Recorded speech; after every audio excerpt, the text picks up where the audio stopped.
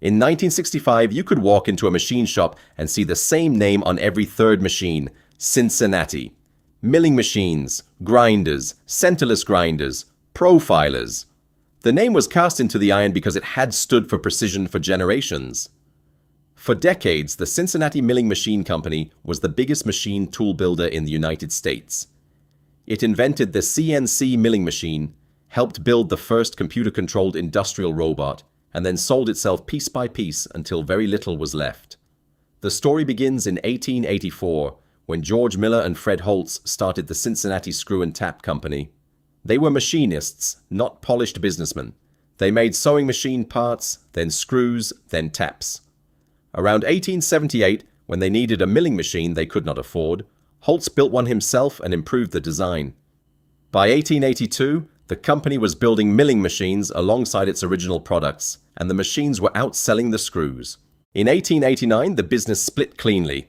The screw and tap side was sold off, and the Cincinnati Milling Machine Company was incorporated. One product, one focus, one future.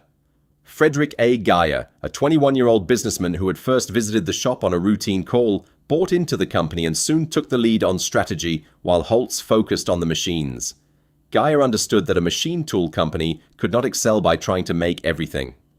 By 1907, he had bought land in Oakley and built a self-sufficient industrial complex with its own foundry and power plant. By 1911, the site was the largest milling machine factory in the world. During World War I, demand surged further as the Allies turned to the United States for industrial output. Geyer also shaped the company's culture through what he called work spreading, keeping employees working year-round at high wages even when demand fluctuated. By 1926, Cincinnati Milling Machine was the largest machine tool company in America. That workforce mattered. Cincinnati was building a skilled industrial community around the Oakley plant, and in a business where precision depended on experience, continuity was an advantage money could not buy. It also made the company harder to replace. Geyer's son, Frederick Fife Geyer, joined the company young and eventually became a central figure in its next phase. In 1921, during a severe industrial downturn, he pushed the company into grinding machines. Cincinnati bought control of the Cincinnati Grinder Company, moved production to Oakley, and secured key patents. When recovery came, the company was positioned as a broader precision machine tool builder. The Great Depression hit most machine tool builders hard, but Cincinnati survived because exports accounted for a meaningful share of sales. In 1934, Frederick V. Geyer took over as co-president and created a basic research department dedicated to the physics of metal cutting. Cincinnati was not just building machines, it was studying the science behind them. In 1938, despite weak economic conditions, Geyer doubled down and expanded the Oakley plant. He had watched European rearmament and understood war was coming. A new foundry was built and was pouring by December 1940.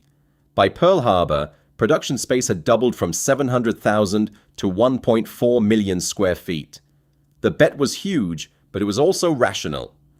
Machine tools are the invisible backbone of war production, and Geyer understood that Cincinnati would be one of the companies the government could not do without. The wartime numbers were staggering. In 1942, Cincinnati Milling Machine produced 17,511 machine tools. At peak output, the complex produced a new machine every 17 minutes. The workforce reached more than 8,000 people, and the company machined all large U.S. naval gun barrels during the war. Importantly, it kept engineering. Wartime research produced Simcool, the company's first synthetic cutting fluid, and also shaped the company's post-war direction. In 1943, Geyer and 4 other executives mapped 4 goals: expand overseas manufacturing, broaden the product line, enter industrial consumables, and develop new technologies. Those goals made sense on paper, but they also pulled management attention away from the one business that had made Cincinnati strong in the first place. In the early 1950s, MIT and Cincinnati engineers helped develop numerical control, using punch tape to direct machine movements automatically. In 1952, Richard Kegg and Cincinnati Milling Machine produced the Cincinnati Hydrotel, one of the first commercially available numerically controlled milling machines. It was huge and unreliable by modern standards, but it was the future. By 1966, the company had introduced integrated circuit controls.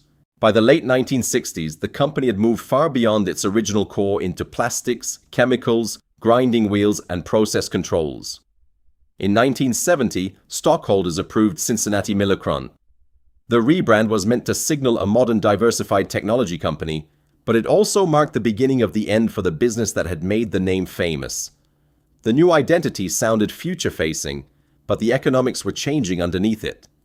The company was drifting toward the divisions that were easier to manage and away from the divisions that had built its reputation. The 1970s looked like a high point. In 1973, engineer Richard Hone developed the T3, a 6-axis industrial robot, and one of the first commercially available computer-controlled robots. Cincinnati Milacron had built a robot that helped replace the human hand on the assembly line. Yet the diversification brought complexity.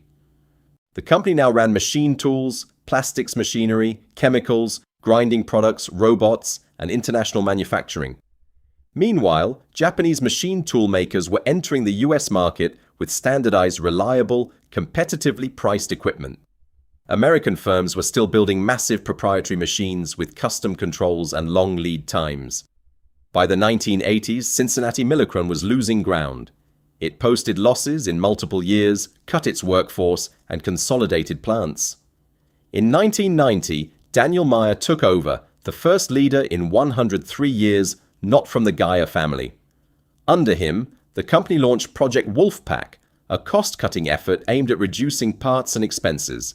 Project Wolfpack could trim costs, but it could not solve the deeper issue. Japanese builders had matched the performance threshold and beaten the Americans on delivery and price. Cincinnati was fighting a new game with old rules. The machine tool portfolio was gradually stripped away. The robot division was sold to ABB. Cutting fluids and grinding businesses were separated. In 1998, Cincinnati Milacron sold its entire machine tool group to Unova for $178 million. The company dropped Cincinnati from its name and became simply Milacron. Once the machine tool core was gone, the rest of the business lost the historical anchor that had tied it to Oakley and to the old industrial identity. The machine tool unit was renamed Cincinnati Machine and later merged into Cincinnati Lam. Headquarters moved to Warren, Michigan, and the Oakley complex emptied out. In 2005, Cincinnati Lam was sold again, this time for about $26 million plus pension obligations.